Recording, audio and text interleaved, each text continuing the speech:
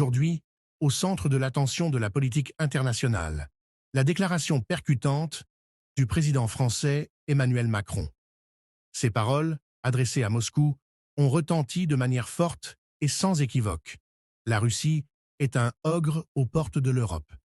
Et ce n'est pas seulement une expression imagée, mais un avertissement adressé au monde civilisé tout entier sur la véritable menace que représente la politique russe. Macron a clairement indiqué que l'Europe ne fermera pas les yeux sur les actions agressives du Kremlin, sur les menaces contre les pays voisins, sur les tentatives de déstabiliser la communauté internationale.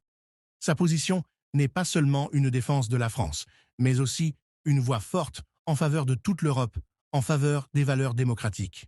En réponse, le ministre russe des Affaires étrangères, Sergueï Lavrov, a tenté de présenter une nouvelle série de justifications.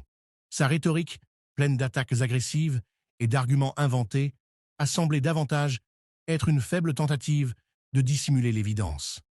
La Russie poursuit sa politique dangereuse en essayant de se couvrir de mots ronflants. Ces déclarations ne contiennent ni force ni sens réel. Elles suscitent plutôt l'ironie des experts internationaux que la confiance. Les politologues soulignent que les paroles de Lavrov ne sont que le reflet de la stratégie du Kremlin. Ne pas reconnaître l'évidence et créer l'illusion de contrôle. Mais plus Moscou s'excuse, plus le monde comprend son véritable rôle, celui d'un agresseur qui cherche à justifier ses actions à tout prix. Alors que Lavrov tente de jouer avec les mots, Macron démontre du leadership et de la détermination. Sa déclaration est un signal diplomatique entendu aux quatre coins du monde. C'est la voix de l'Europe, lassée des menaces et du chantage, une voix qui exige la paix, la stabilité et le respect du droit international.